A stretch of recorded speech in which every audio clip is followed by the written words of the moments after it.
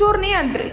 ખંભાળિયા શહેરના railway station road પરથી મહિલાનો mobile અને રોકડ રકમની કરી ચોરી। શાકભાજી લેવા ગયેલ મહિલાની નજર ચૂકાવી શાતીર ચોરીએ મોબાઈલ અને રોકડ રકમની કરી ચોરી।